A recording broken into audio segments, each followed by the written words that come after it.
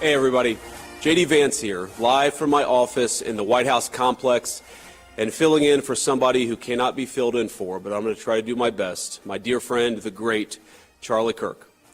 The last several days have been extremely hard for our country. They've been hard for me, hard for my family, hard for the countless people in this building who knew and loved Charlie Kirk, and of course, they've been hardest most of all for his darling wife, Erica, and their two beautiful children.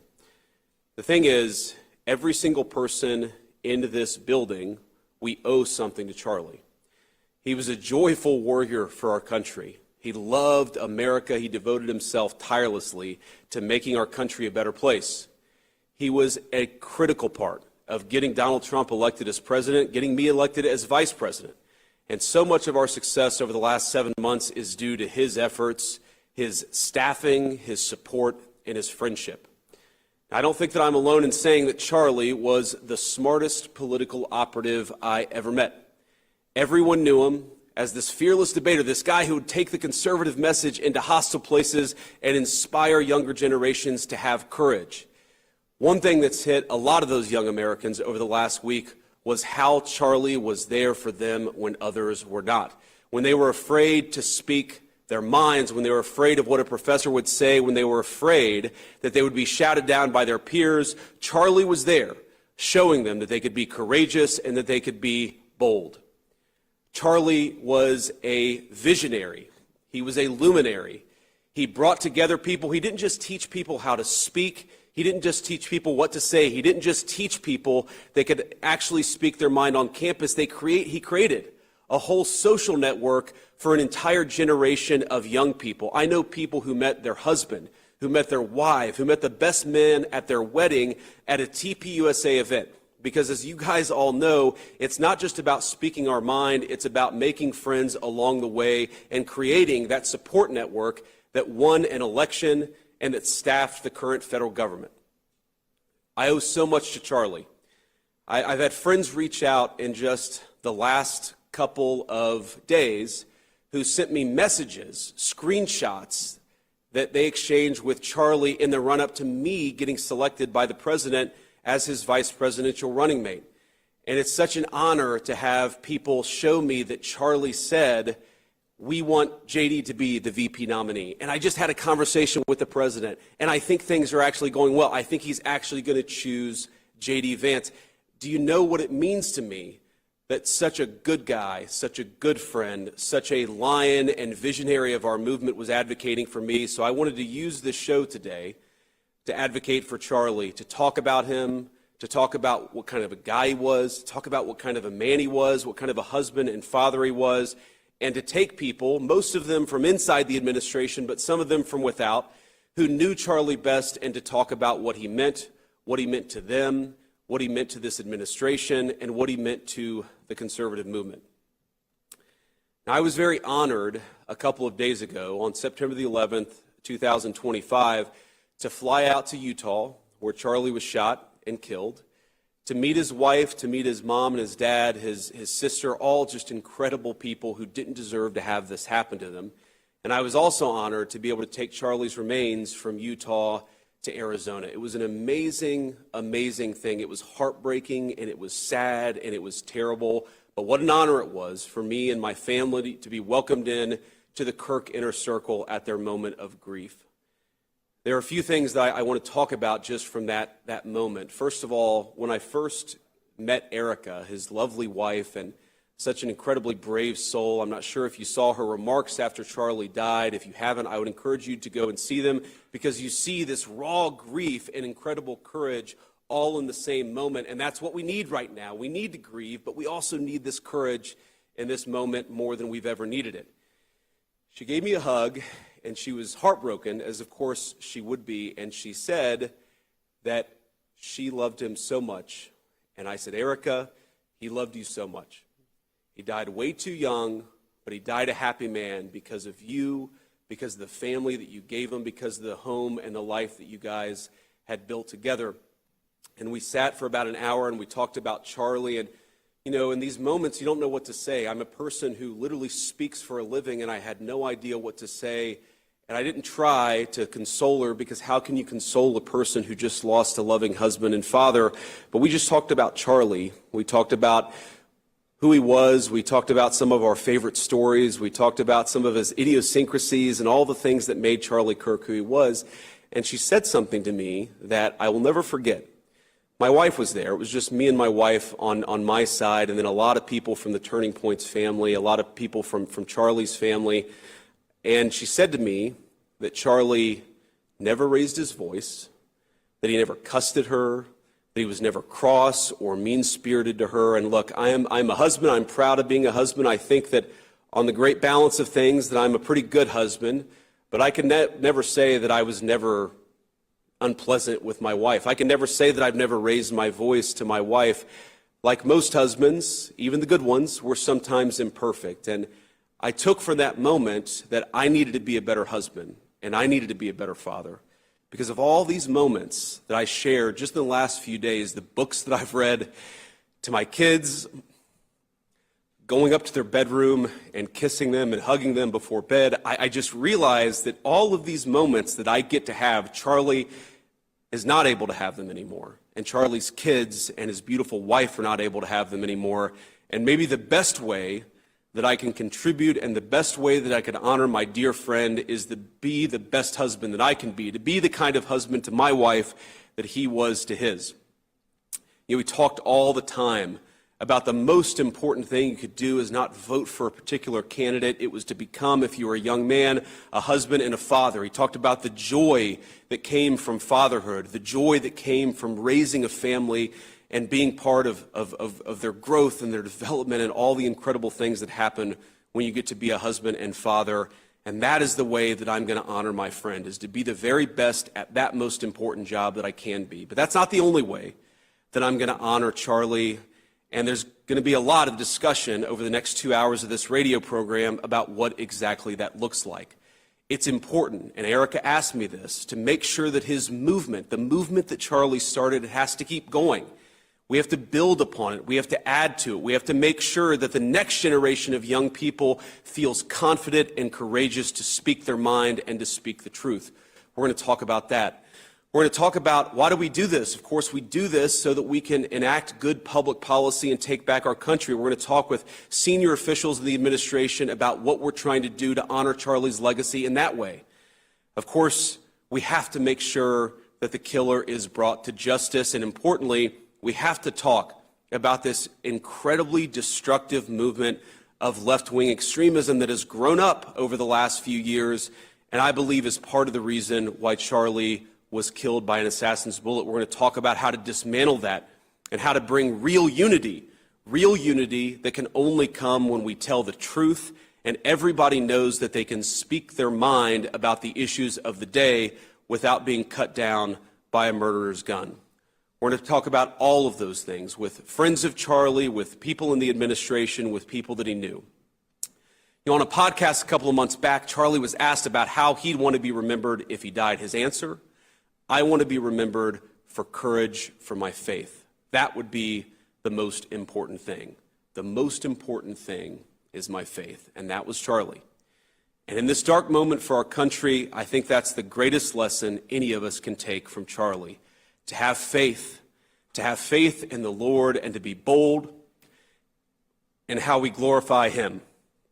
To be bold in our pursuits as Charlie was in his. So that's what we're going to spend a little bit of time doing this afternoon. Keeping this incredible show he created going and hearing from some of the people who were so fortunate to call Charlie a friend. We're going to pay tribute to his courageous legacy, and we're going to commit to keep it forever alive. I'm looking forward to this. Join us.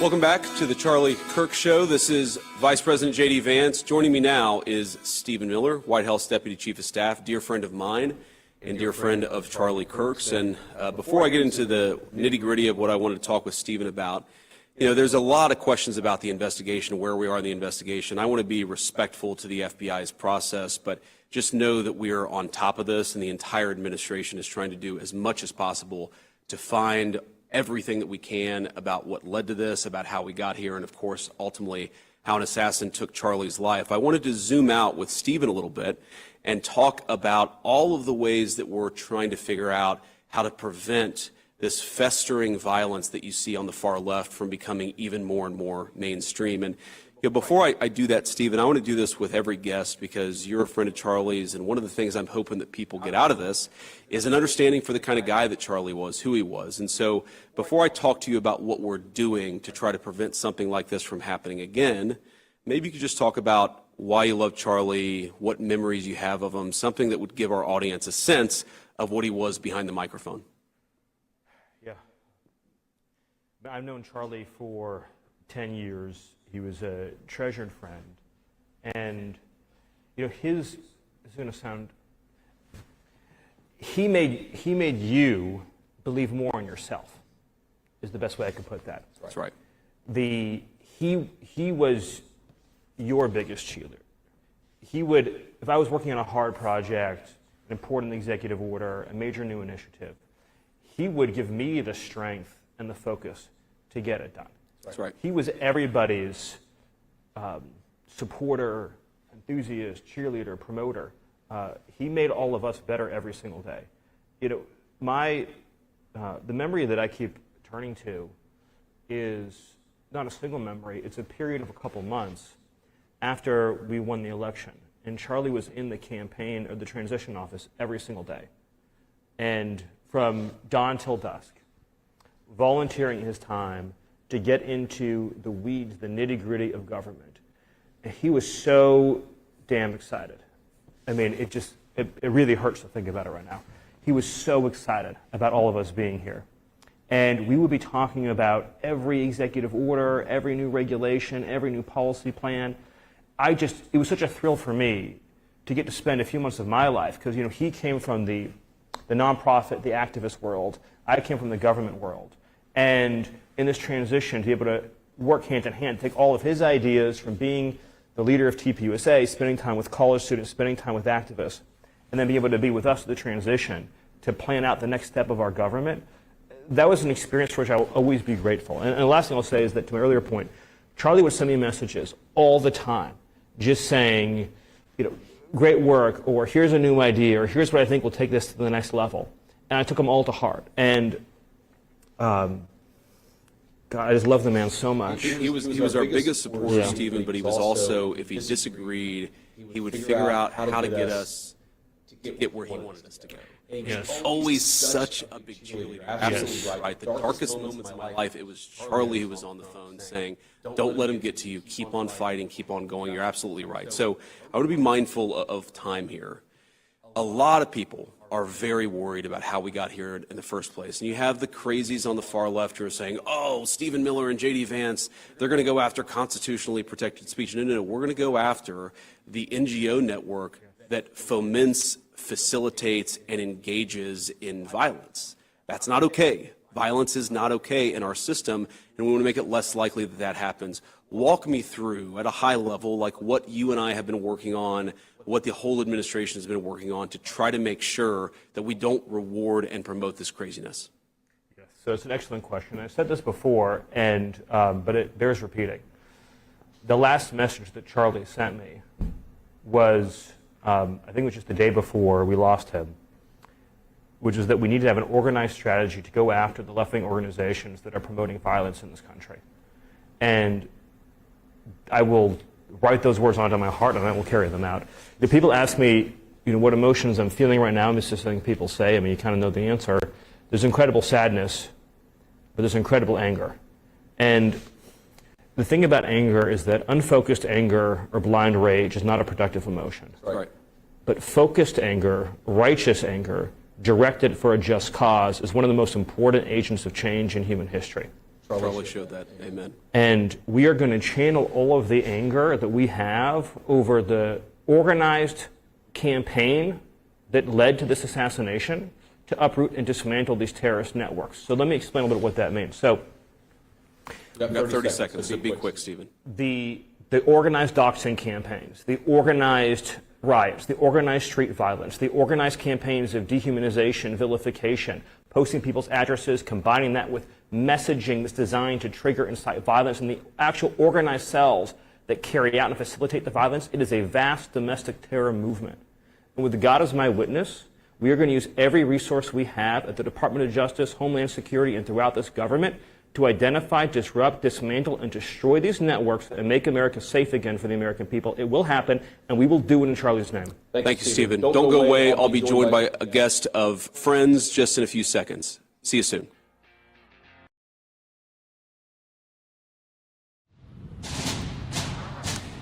Welcome back. This is Vice President of these United States, J.D. Vance, your host for today's Charlie Kirk Show.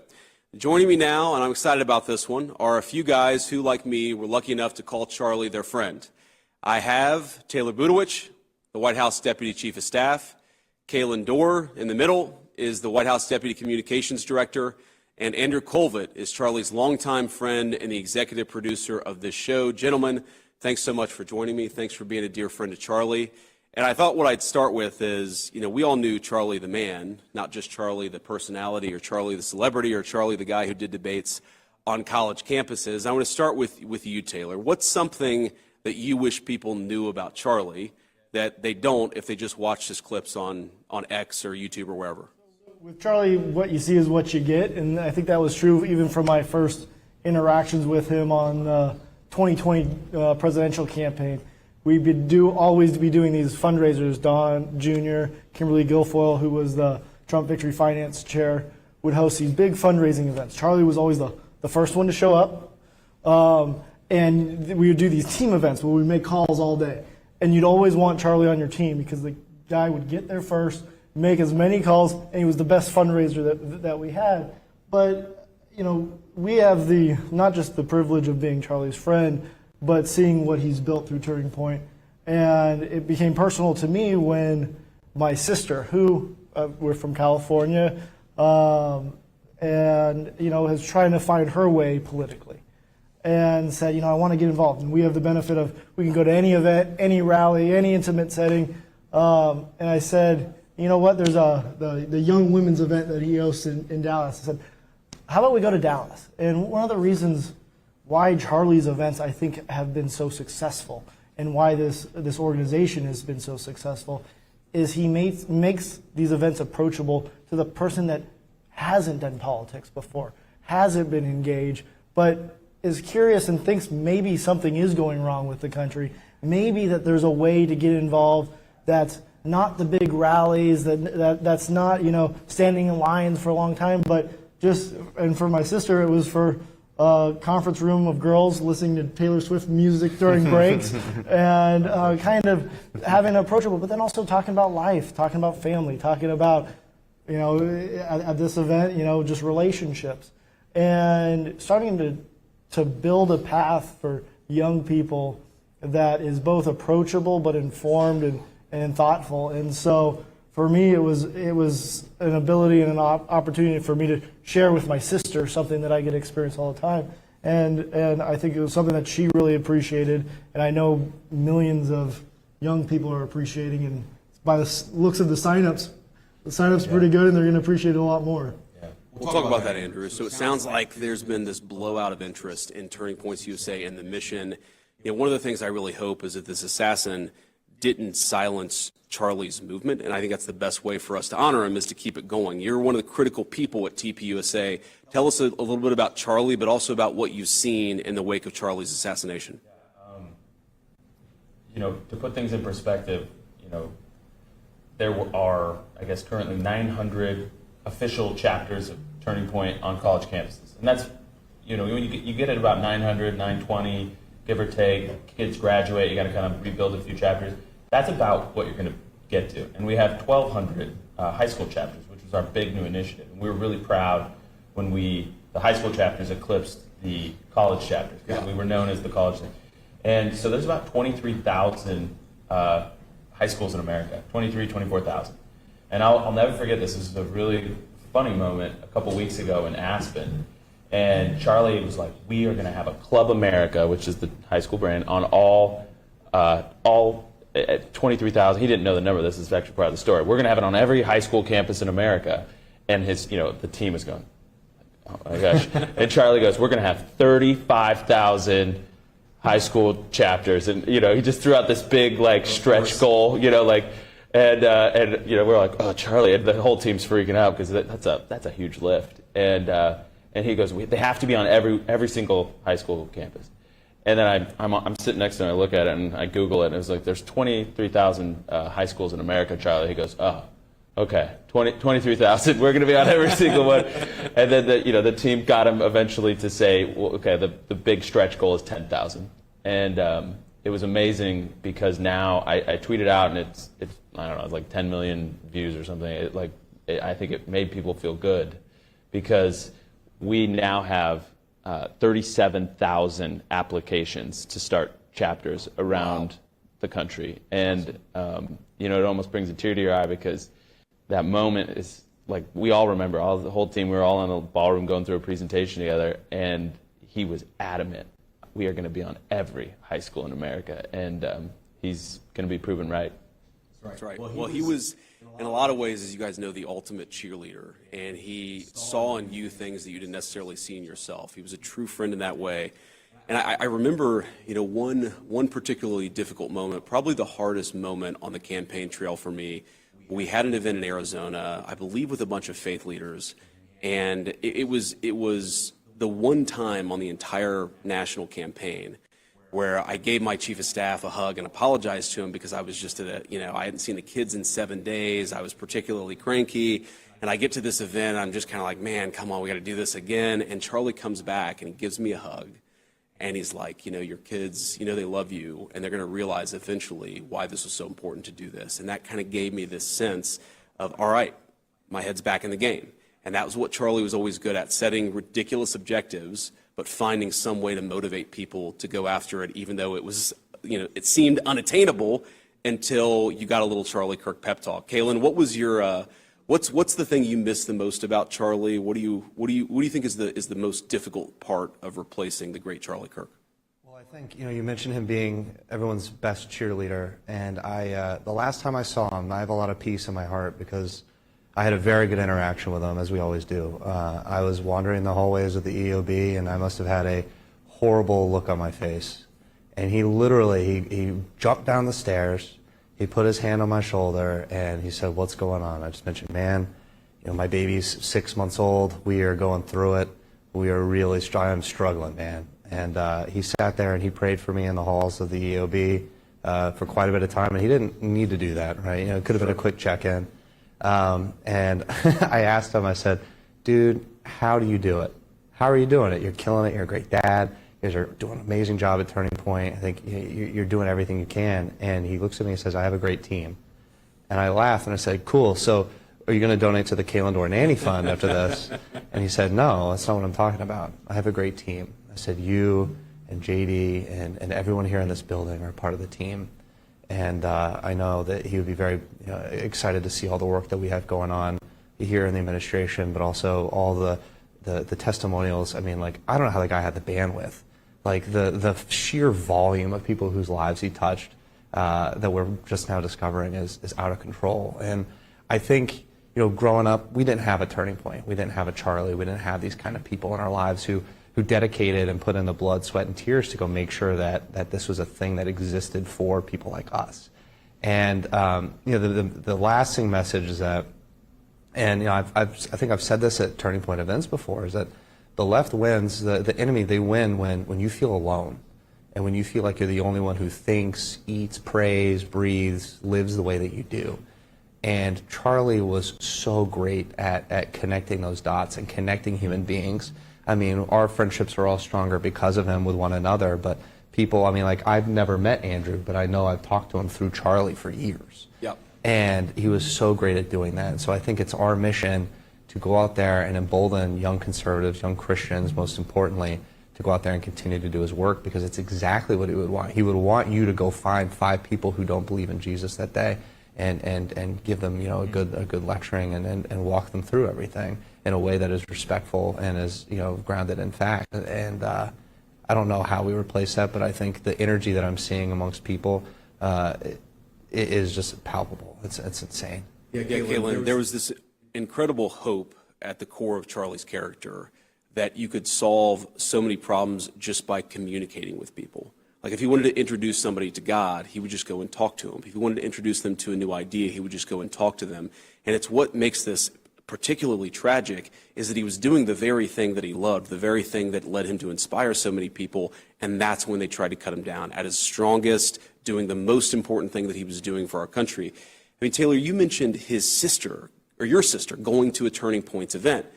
And the thing about Charlie, and this is, again, something I don't know that people fully appreciate unless you know him particularly well, is he was such a bright guy, right? He read theology, and he read political philosophy, and he knew all these, like, crazy citations, and he knew, like, every Bible verse for every particular case, or he knew something that was written by some 15th century political philosopher. You're like, Charlie, where the hell did you get that from? It's like, oh, I just read a lot of books. But he could also deal with people at the level who didn't know anything about politics, who were curious, who loved their country, they wanted to make it better. Taylor, talk a little bit about that, because Taylor, those of you who don't know, is the lead in our communication shop here in the White House. He knows more about talking to people than pretty much anybody in the White House, or at least that's what you're supposed to know more than anybody else about. But like, talk about Charlie the communicator, because that's one of the things that made him who he was. That I'm going to tie two things that they said together, because Kaylin's right. We didn't have a Charlie Kirk. Growing up, we had Barry Goldwater and Reagan, two guys that we barely were alive to know or overlap with. The future has Charlie Kirk. And, you know, before Wednesday, Charlie Kirk was a young man inspiring young people. After he was killed, he has become a titan whose inspiration will move through eternity, inspiring millions of people for decades to come. And he does it through both the understanding of biblical terms. I mean, I spent, I'm sure like a lot of people this weekend, spent my weekend scrolling through old videos of Charlie, and one really hit me, the story of Jesus meeting the prostitute, where he says, you know, those without sin cast the first stone. And Charlie points out, everyone forgets what he says next. And he says to the prostitute, go on, sin no more. And Charlie understood both the compassion of the Bible, but the honesty and truth-telling of the Bible. That is what I think has been missing in our political discourse, that you don't have to be nasty, you can be compassionate, but you should tell the truth. And so the future of the political movement is going to be informed by young people brave and courageous enough to tell the truth, but compassionate enough to understand the suffering of those around them. And that's Charlie Kirk. Gentlemen, thank you so much for sharing all those stories, for sharing your time, for talking about Charlie. After the break, I'll be joined by Caroline Levitt, our incredible White House press secretary. This is the Charlie Kirk Show.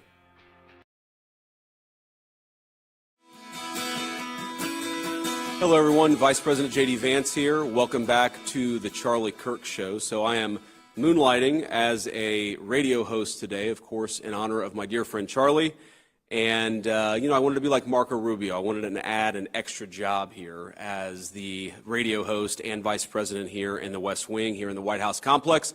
But I have another person here who wears many hats and is one of the most gifted communicators I've ever seen, right up there with the great Charlie Kirk. I'm glad to be joined by Caroline Levitt, our press secretary. Caroline, so good to see you. Thank you, Mr. Vice President. Very kind. I appreciate your saying that. So why don't you kick it off and tell us a little bit. So those who don't know, who are listening or watching, you actually were involved with TPUSA very early on when you were in college. Tell me about that experience and about getting to know Charlie Kirk through that forum. Well, I'm a Gen Z conservative, so I was really raised within the MAGA movement, and within the MAGA movement as a Gen Z conservative means you're very much a part of the Turning Point USA movement.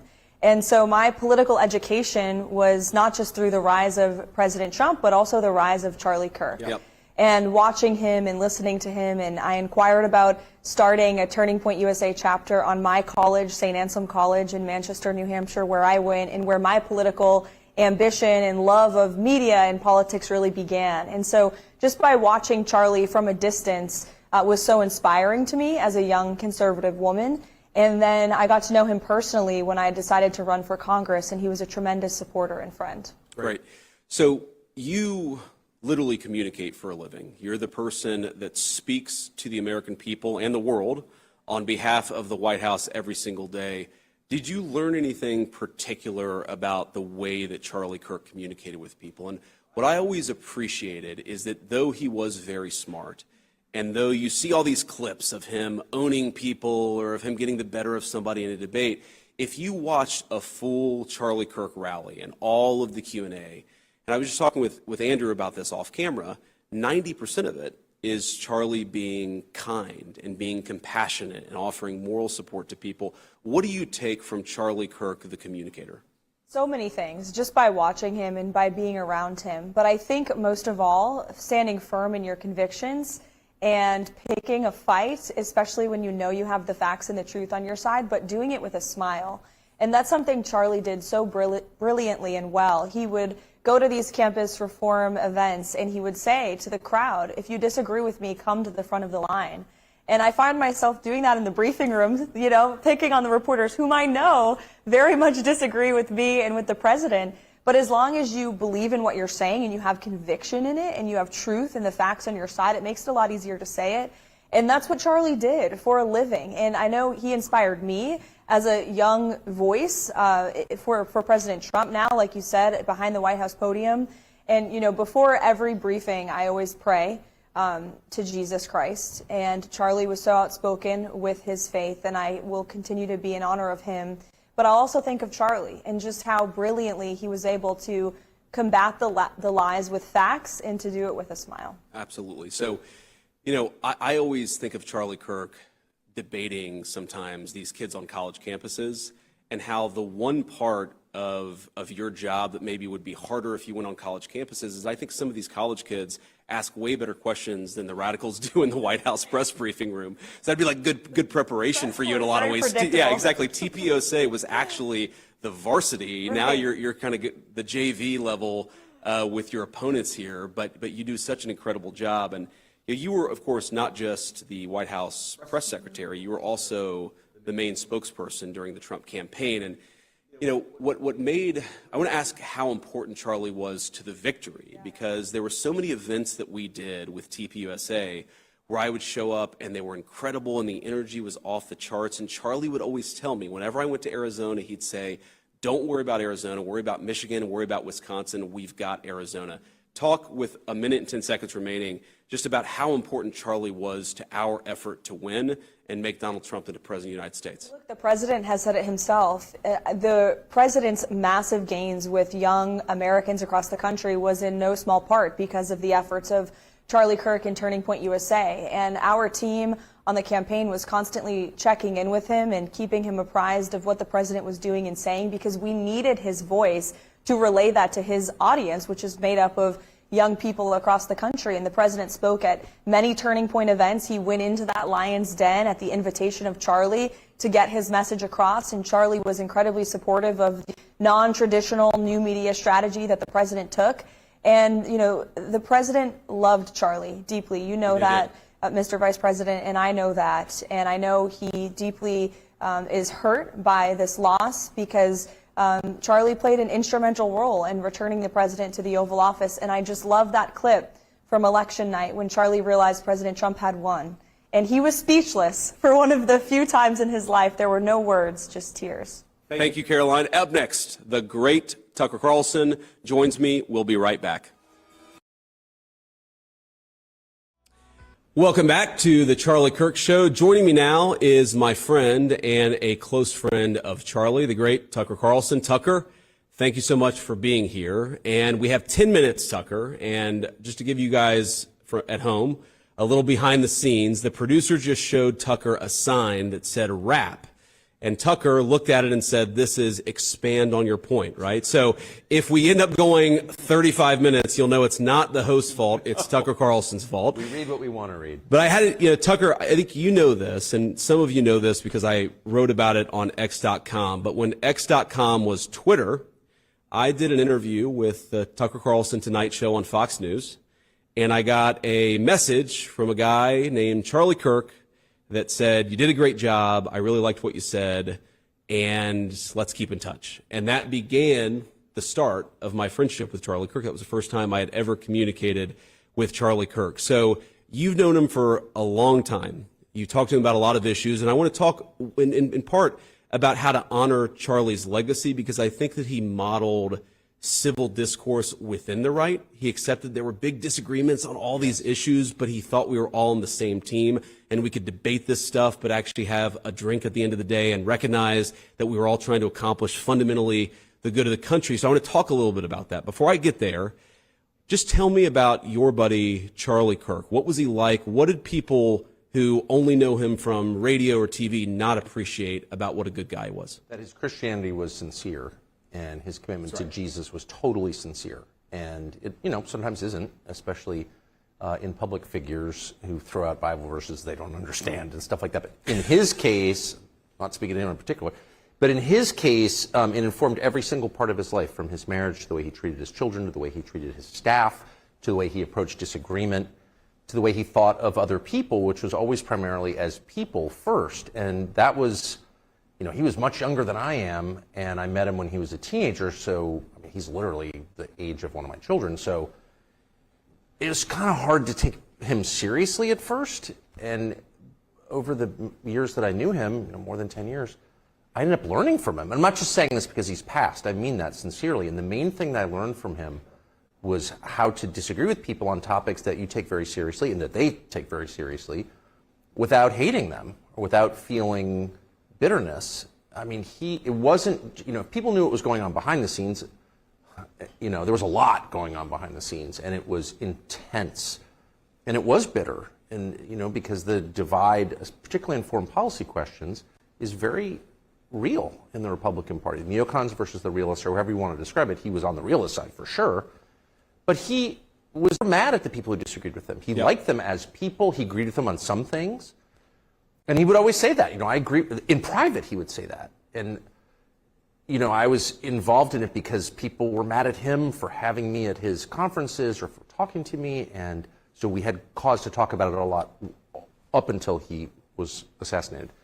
And I was so struck the whole time. I would say, I would use the ugly language I'm famous for in private, and he would never talk like that. He would say, well, I agree with him on this, but obviously I'm on your side on that. And he just never forgot there was a person behind the views, and that inspired me. And God commands that of us. That's a real commandment, in my opinion, and he lived it. That's exactly right, Tucker. He treated everybody with respect, and because he genuinely loved people and he genuinely wanted their salvation, he wanted them to have a relationship with God, he wanted them to know the truth, he always treated them with respect, maybe especially when he disagreed with them. And I think about this. So you talked about foreign policy. That is one of the big divides on the American right now. And the thing that Charlie seemed to understand intuitively is that the coalition that made Donald Trump the President of the United States and J.D. Vance the Vice President of the United States, it included Tucker Carlson, but also Ben Shapiro. It included people who did disagree vociferously, but agreed on 70 or 80% of issues. And fundamentally, the question Charlie would ask is, if you're a good faith person and you're trying to do right, then you are part of the Big Ten. And I think that's something that we have to try to model together, because Charlie's no longer around to do it for us. And one way in particular, I was very touched by this. I actually texted Mark about this because you very generously have put out some donation link to help support Charlie's family. And think about it. Erica and the kids, most importantly, they're grieving the loss of a dear husband and father. But somebody, us, we're going to have to step in and fill the gap to provide for them in a way that Charlie no longer can't, because he was taken down by an assassin's bullet. Who I saw share that link was Mark Levin. And I thought it was a really good example of how Charlie was able to bring people together from across our movement, so long as we were operating in good faith. That was the question. If you were good faith, you're on his team. That is exactly right. And good faith is the measure. And I have to say, I think now is exactly the wrong time to appropriate the memory of someone and the emotion that comes with that, the really intense emotion that all of us feel at his murder, and use it for your own parochial ends. Like, he stood for this, and I think the reason that Charlie was able to bridge the gap, particularly in foreign policy, is because he had, for example, genuine affection for Israel, which he expressed to me in private many, many times. Like, I love Israel. I don't think we should have another forever war, regime change war against Iran. And I think that made complete sense to me. I sort of agree with that, actually. And so it allowed both sides to talk to him because they felt like this person doesn't hate me. It doesn't need to get existential. It's not about disliking me or some weird bigotry. But I don't think it's helpful for people to jump in, particularly foreign heads of state, to say, this is what, he lived for my cause or whatever. That's disgusting, actually. Don't do that. That turns everybody off. You don't help your own cause by doing that, and it's also literally untrue. So I just hope that we can continue in, I'm not exaggerating, the spirit that he operated in, which is one of love for other people, including people we disagree with, and don't make it, as small bore as that. That doesn't help. Yeah, so one of the issues, Tucker, and I agree with you, that he would express disagreements with the administration on. There are two that jump out. Is one, Charlie was a hardliner on immigration. He wanted us to control our borders as much as possible. Yes. He wanted us to ramp up the deportations. I remember having conversations with Charlie where he would say, why aren't the deportations higher? Why aren't you doing more? And I would talk to him. But it wasn't, hey, I don't understand this or I disagree with you and therefore I'm going to blast you and assume that you're in bad faith. It's, I'm a free citizen. I love you guys. I supported you guys. And I'm going to use my platform to try to accomplish as much good as I possibly can. And I think that made him such an effective operator. And I would talk to Charlie. I'd say, Charlie, well, look, here are the reasons why. And as you've seen, Tucker, we've ramped up deportation numbers. We have actually, there are a lot of people who are self-deporting because they don't want to be in the country knowing that eventually immigration enforcement will happen. But I think part of that success comes from people like Charlie applying pressure. Pressure as a friend, pressure as somebody who cares deeply about the issue. And that's true also, I know we have about 90 seconds left, but that's true about foreign policy. Like, I remember Charlie calling me and saying, I'm really worried. And this is back in the summer when the Iran strikes were sort of first being contemplated. He said, I'm really worried this is going to become another regime change war in the Middle East that we get trapped in. And I said, Charlie, first of all, have some faith here. The President of the United States is not a believer in perpetual war. He knows the mistakes of Iraq and Afghanistan. He doesn't want to repeat them. But Charlie was very clear that he could support Israel. And by the way, he did eventually support the strikes on the nuclear facility while simultaneously saying, no more. This can't become a bigger thing. This can't become a broader thing. And again, I think he modeled a really good way of applying pressure, of disagreeing when you do disagree, but also recognizing that so long as you're operating in good faith, we're all part of the team. And that's something I'm going to try to take from Charlie's legacy is not that we're always right, not that we can't take criticism, but that we all should try to work together. It did worry me because I think your description is perfect. He was one of the very few who took that message and stood by it. I mean, right to the very end. This cannot get bigger. We don't want another regime change war. But man, some of the people who send money to Turning Point, his donors, were very tough on him. So tough on him that I could feel it. I talked to him a lot in the last few months, and he was under enormous pressure. He never bent. He never became bitter. He kept his integrity to the very end. To the very end. And I just think it's important to say that because it's true. Absolutely. Thank you, Tucker. It's good to be with you. Don't go away. We'll be right back with our great Secretary of Health and Human Services, Bobby Kennedy Jr. You are listening to The Charlie Kirk Show. Welcome back to The Charlie Kirk Show. Joining us now is Robert F. Kennedy Jr., our great Health and Human Services Secretary.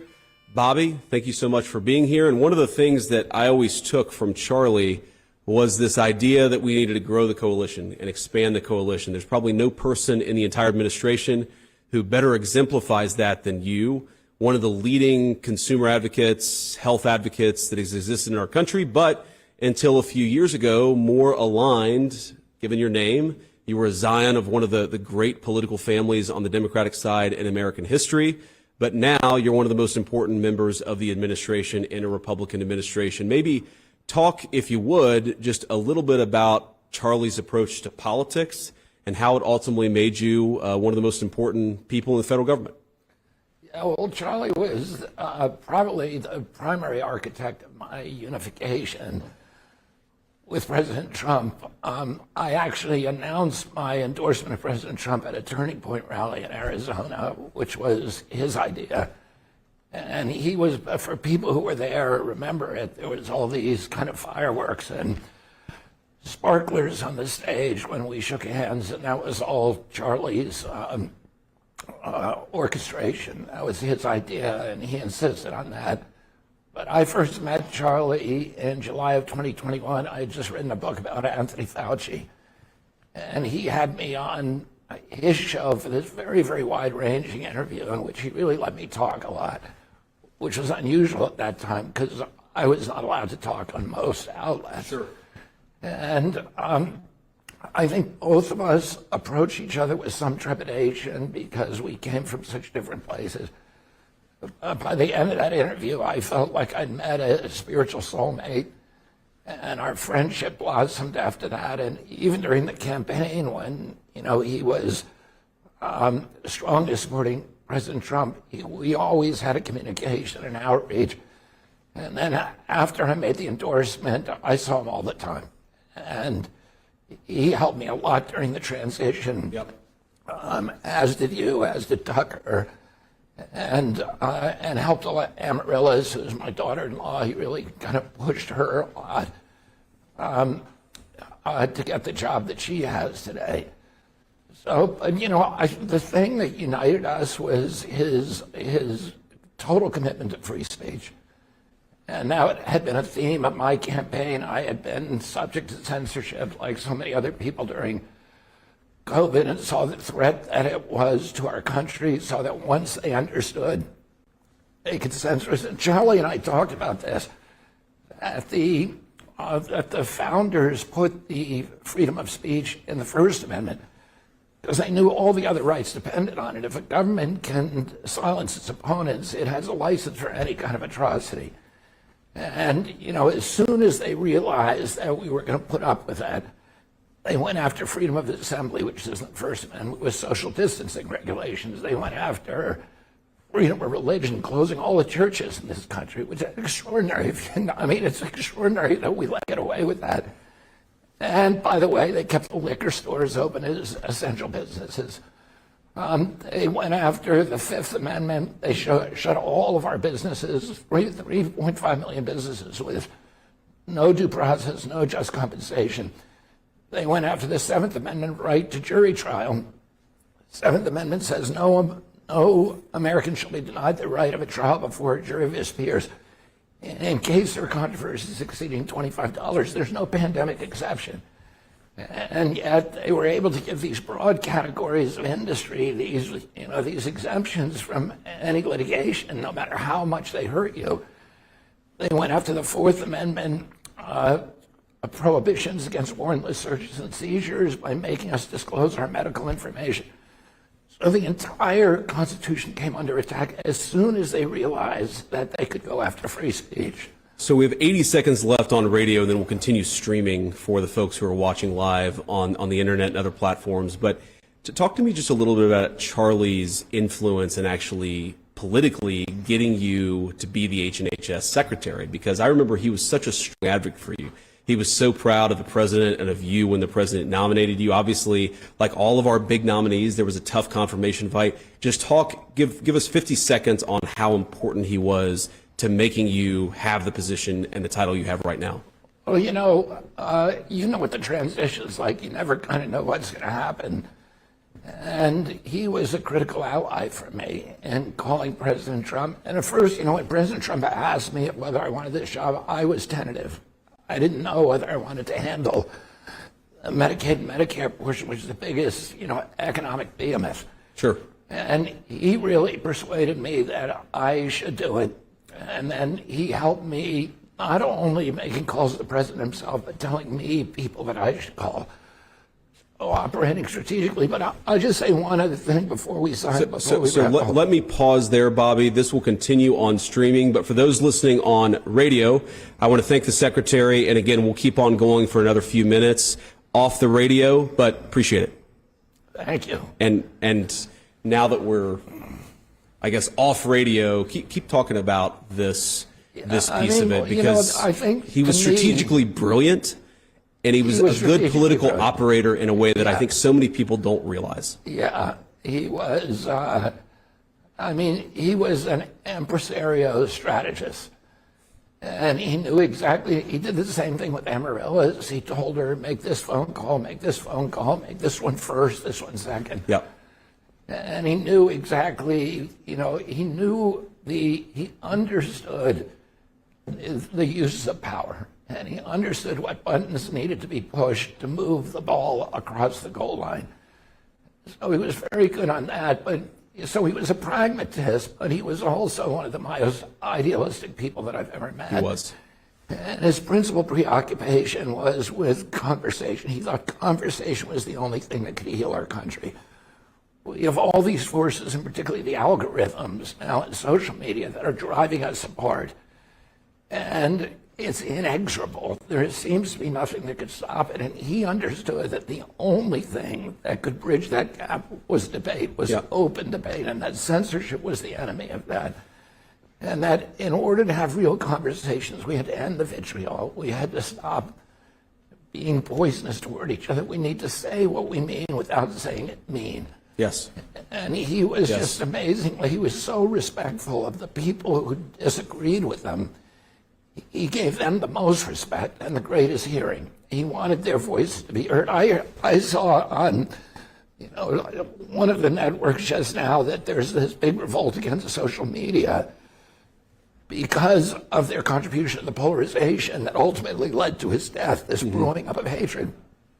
Ironically, I think Charlie would revolt against that. Yes. Because he hated censorship. Yes. What he said is the answer is conversation and dialogue, and we need to learn to do that if our democracy is going to survive. If we're going to survive, we need to talk to each other, even though all these things are telling us not to. Yeah, so I talked to Charlie. It was either the night of or the day after our debate with Tim Walz. And, he was excited. He told me how great I did. And obviously it's awesome to hear from a friend who tells you that you did a great job. But he asked what I thought of Tim. And I said, honestly, because you get in this sort of bunker mentality in the campaign, it's us versus them. And I was like, honestly, even though I'm glad that I think I did well, and I certainly don't want this guy to become vice president, I actually kind of liked him afterwards, after 90 minutes of talking with him. And Charlie said, that's why I do all these debates. Is like you can disagree vehemently with somebody, but if you're actually communicating with them, it's really hard not to appreciate at least a little bit as a human being. Even if you think they're 100% wrong on the issues, you can appreciate them a little bit as a human being, and that's what Charlie was so good at. So with all respect to you and all gratitude for being such a big part of his life the last couple of years, Bobby, good to see you. You too, Mr. Vice President. Thank you.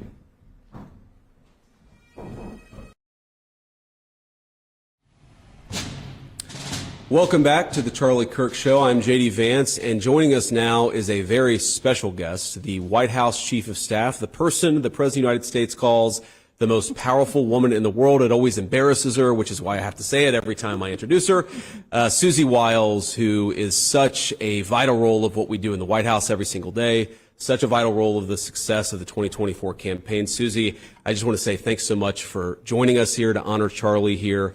I want to tell you a little story. You may not be aware of this story, and maybe you didn't pay attention to the social media chatter, but if I go back to probably 6 weeks after I had been selected by the president, I was the vice presidential nominee, we were campaigning hard, and there was a weird little social media campaign to try to get Susie Wiles fired from her job, and she was running the Trump campaign at the time. More than a social media campaign. It was a full-on campaign, and I remember talking. Charlie Kirk called me, and he said, this thing to take down Susie is an op, meaning it's an operation meant to discredit us, meant to make us less effective. And the reason he thought it was so important to protect you is because he had such great respect for you. He thought you were such an incredible part of the team.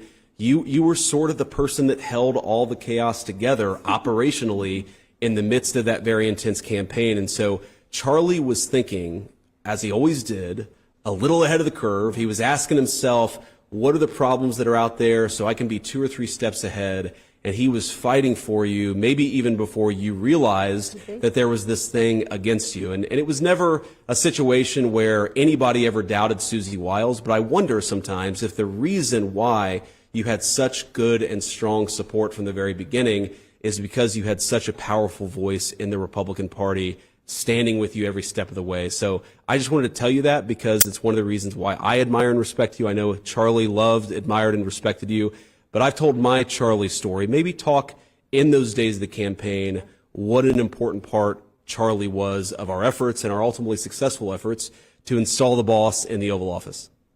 Thank you, Mr. Vice President, and thank you for doing this. Of course. I have a Charlie story that maybe hasn't been told, at least not enough.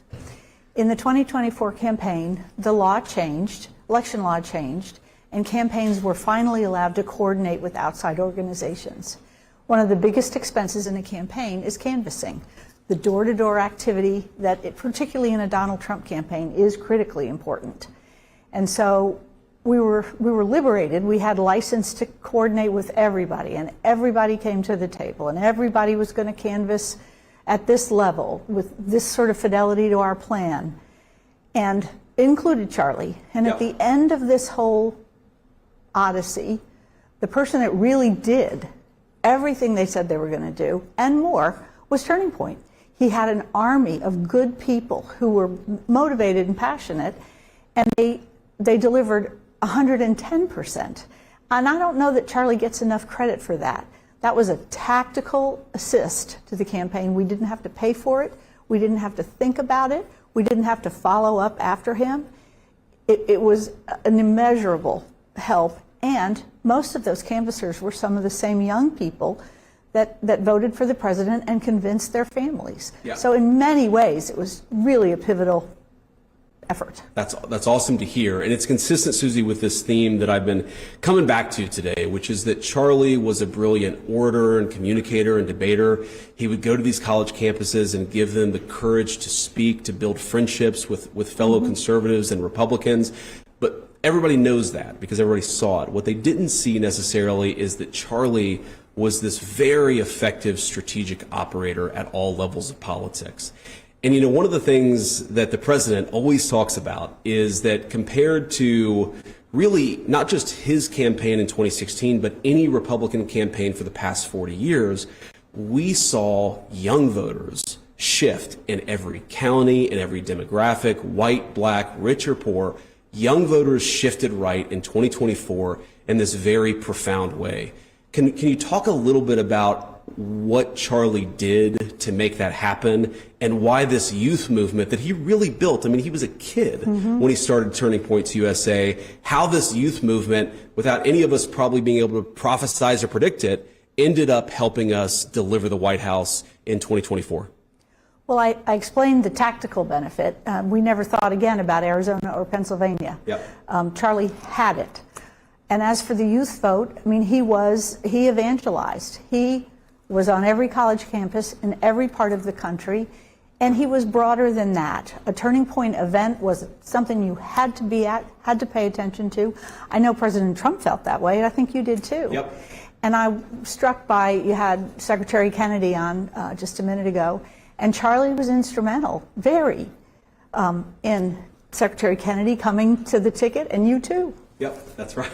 I know that. And that's one of the things that, you know, I'm sitting in this office here in the West Wing or White House complex, and if it weren't for Charlie Kirk, I would not be the Vice President of the United States. And I think about that a lot. I've thought about that a lot over the last few days. I mean, other than the president himself, Charlie was maybe the most important person in both getting us across the finish line, but actually getting me the nomination to begin with. It was his grassroots army. It was his advocacy that I think made me a credible selection for VP in the first place. And obviously the president makes the final determination, but it takes a team. And Charlie was such an incredibly important part of that team. It's one of the reasons why I feel so indebted to him. And one of the reasons, I mean, I worry, Susie, that he is fundamentally just an irreplaceable figure. And he is. There's no way that we can replace Charlie. I mean, certainly not for Erica and the beautiful kids. They're never going to get back what the assassin's gun took away from them. But the movement has to figure out a way of continuing and continuing to build on what he built and continuing to go to college campuses and talk to young people. And not just that, but when we won power, Charlie was a critical part of getting us the right people, of staffing. Absolutely. So talk a little bit about that, because other than the President of the United States, the Chief of Staff is probably the most important person in the transition, picking cabinet secretaries, picking all these important staffers. Talk about why Charlie mattered so much, and not just helping us get there, but helping us succeed now that we're here.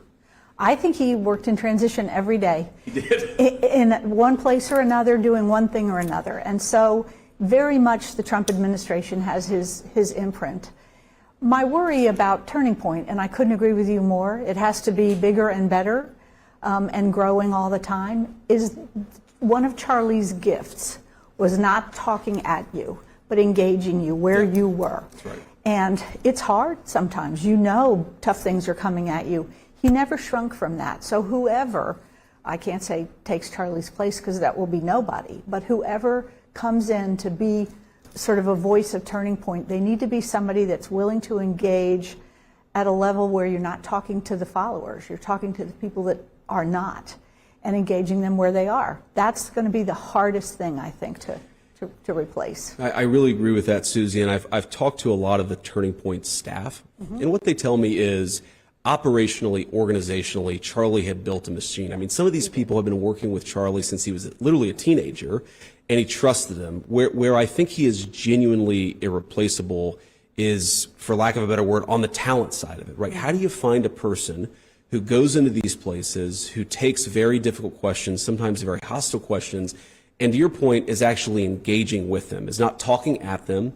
Now, there are all these social media clips, and I was talking about this earlier, so forgive the audience, forgive me for repeating myself, but he was not just the super viral clips of him getting the better of a person in a debate. If you sit down and watch a Charlie Kirk event at one of these universities, it is 90% him almost acting like a big brother to these kids, right? If it's a young conservative who's very nervous about the crowd and nervous about asking a question, Charlie steps up and says, don't be nervous. I was nervous at one point. Just speak slowly, get your question out. He would coach them through it. If there was a young progressive who is getting jeered by some of the people in the audience, he'd say, no, guys, let her speak. Let him speak. This is part of open debate, is they get to hear from us and we get to hear from them. And I thought that was just such an incredible thing that he did. I mean, I've talked to a number of friends. I've talked to, Tucker. I've talked to Laura Ingraham. I've talked to a number of people about how we can try to replace that part of it. Not in the way that Charlie did it. Charlie is irreplaceable. But we can at least have a team of people try to step into the gap and make sure that we're carrying this message to college campus, because if we don't do that, I think that's the way in which I worry about the assassin winning, is we've got to carry on the mantle, we've got to carry on the torch, and we've got to do it by continuing the message, that's why I'm doing this show today, is I just wanted to send a signal that we're not going to let Charlie's mantle be discarded. We're going to keep on carrying it. And one final thing that I wanted to talk about is, you mentioned Bobby Kennedy earlier, and obviously he was on the segment before you. What Charlie was so good at was marshaling political action into a policy outcome. Or a person outcome. And this is where I want to talk about Bobby. And so many of the really good nominees that we had, they weren't easy to get across the finish line. And that's no insult to our great nominees. Great people are actually always going to be a little bit harder. If it's a person who doesn't make any controversy, who doesn't say anything especially controversial, that person's going to be easy. But the president didn't want that. He wanted to staff the administration with people who had interesting things to say, who brought unique perspectives, and that meant that we were going to have some tough confirmation fights. Maybe, we've got about 2 minutes left. Talk a little bit about the role that Charlie played on the inside, on the outside, and making sure that all of these great nominations that we had actually got across the finish line in a town where we've got 53 GOP senators and we could only lose 3 for any particular nomination. Well, I would say you and Charlie were a good tag team. We were. Let's take Bobby or Pete, for example. Yep. The president really didn't want a homogenized cabinet. He wanted different people that were, for whatever reason, a part of a movement that we need to keep. There were interest groups, there were coalitions and people that came to be Trump voters. We don't have an exact number, but it was certainly more than a few. And now we have 3.5 years to convert Trump voters to being Republicans. Sure. So that in 2028, we can keep the White House, the House, and the Senate. That's what Charlie helped us think through. I'll speak for myself. That's what Charlie helped me think through. Yes, his expertise was with young people, but he knew so much about everything. And he knew that there was this group of people we now call MAHA that were out there looking for a home. He found Bobby and introduced Bobby into our world. And now he's the Secretary of HHS. So that's the kind of thinking that we saw Charlie all the time do. And I think that the movement cannot be, or he cannot be replaced by any one person. He's got to be replaced by you, by Don Trump, by so many others that are good communicators and can be taking as well as giving. You heard it from the White House Chief of Staff. It's up to all of us, including those in the audience, to keep on the legacy of Charlie Kirk. Next up, I have some closing thoughts to share about my dear friend. We will be right back. Thanks. Shortly after Usha and I left Charlie's family and Charlie's remains in Arizona, I read a story in The Nation magazine about my dear friend Charlie Kirk. Now, The Nation isn't a fringe blog. It's a well-funded, well-respected magazine whose publishing history goes back to the American Civil War. George Soros's Open Society Foundation funds this magazine, as does the Ford Foundation and many other wealthy titans of the American progressive movement. The writer accuses Charlie of saying, and I quote, "Black women do not have brain processing power to be taken seriously. But if you go and watch the clip, the very clip she links to, you realize he never said anything like that. He never uttered those words.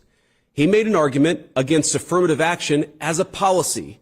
He criticized a specific Supreme Court justice as an individual.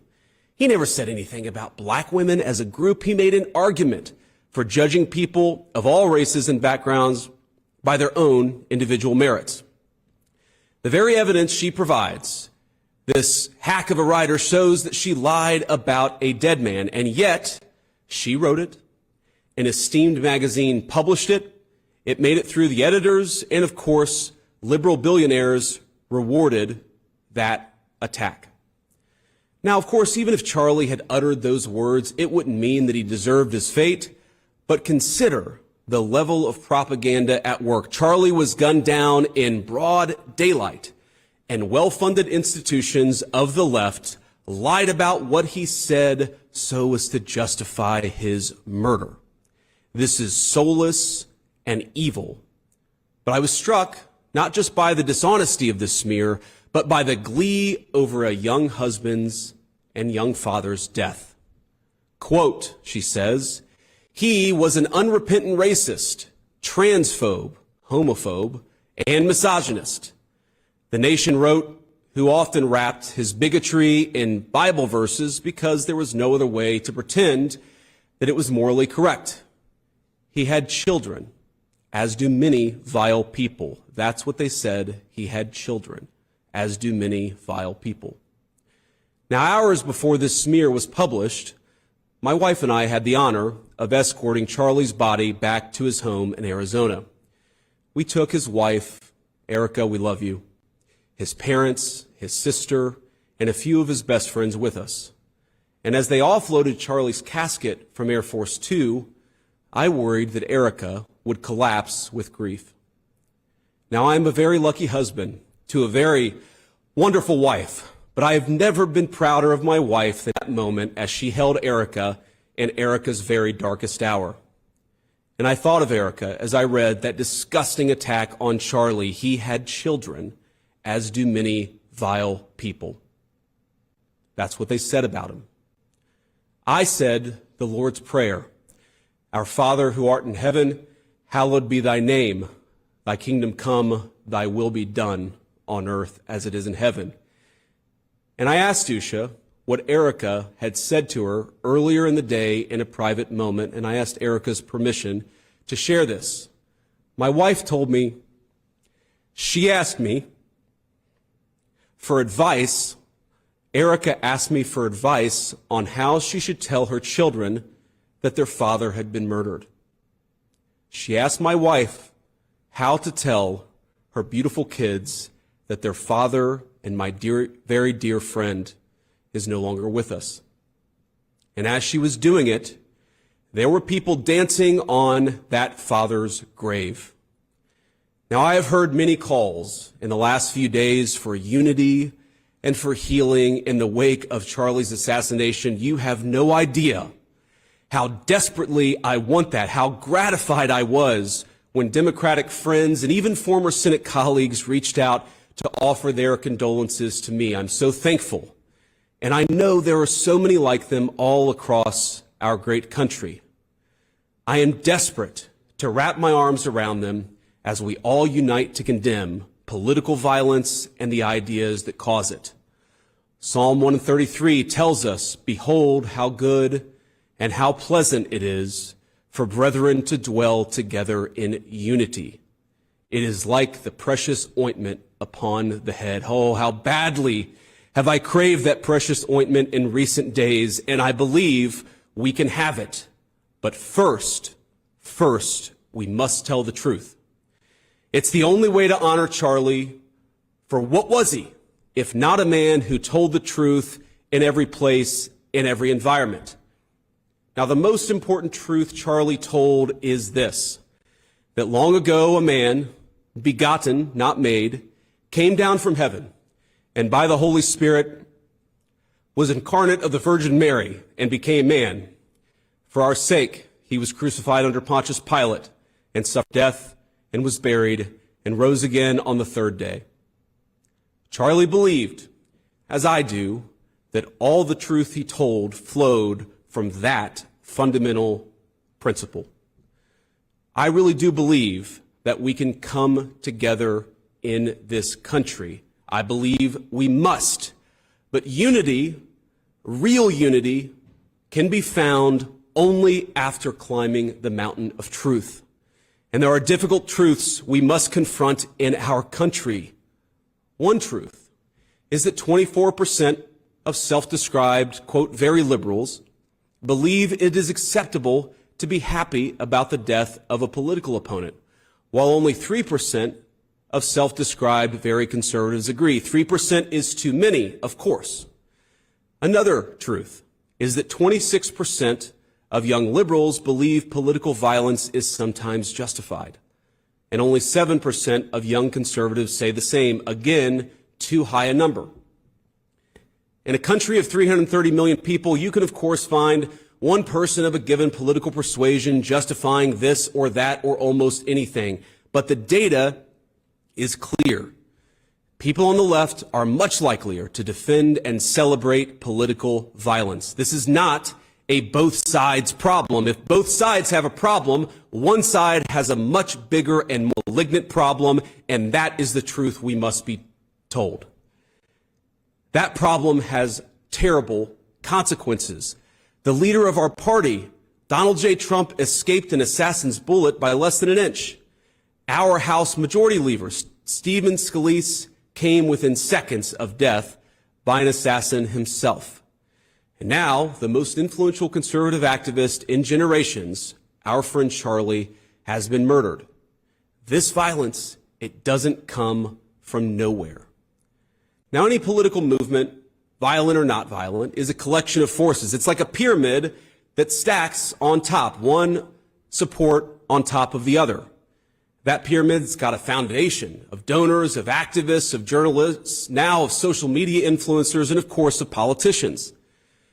Not every member of that pyramid would commit a murder. In fact, over 99%, I'm sure, would not. But by celebrating that murder, apologizing for it, and emphasizing not Charlie's innocence, but the fact that he said things some didn't like, even to the point of lying about what he actually said, many of these people are creating an environment where things like this are inevitably going to happen. A couple of months ago, I headlined a fundraiser in Southern California, and since we'd be out there anyways, my wife and I decided to take our kids to Disneyland one weekend. We had fun, and to be clear, most of the guests said very nice things, or they just left us alone. But there was a loud and very cool minority that would shout at my children, who were 8, 5, and 3, whenever they got the opportunity. "You should disown your dad, you little shit," one middle-aged woman yelled at my 5-year-old. "Tell the Secret Service to protect the Constitution, not your father," screamed another. Are these women violent? Probably not. Are they deranged? Certainly. And while our side of the aisle certainly has its crazies, it is a statistical fact that most of the lunatics in American politics today are proud members of the far left. After Charlie died, one of his friends and one of our senior White House staffers had left-leaning operatives in his neighborhood passing out leaflets telling people what he looked like and where he lived, encouraging neighbors to harass him or, God forbid, to do worse. While he was mourning his dead friend, he and his wife had to worry about the political terrorists drawing a big target on the home he shares with his young children. Are these people violent? I hope not. But are they guilty of encouraging violence? You damn well better believe it. We can thank God that most Democrats don't share these attitudes, and I do, while acknowledging that something has gone very wrong with a lunatic fringe, a minority, but a growing and powerful minority on the far left. There is no unity with people who scream at children over their parents' politics. There is no unity with someone who lies about what Charlie Kirk said in order to excuse his murder. There is no unity with someone who harasses an innocent family the day after the father of that family lost a dear friend. There is no unity with the people who celebrate Charlie Kirk's assassination. And there is no unity with the people who fund these articles, who pay the salaries of these terrorist sympathizers, who argue that Charlie Kirk, a loving husband and father, deserved a shot to the neck because he spoke words with which they disagree. Did you know that the George Soros Open Society Foundation and the Ford Foundation, the groups who funded that disgusting article justifying Charlie's death, do you know they benefit from generous tax treatment?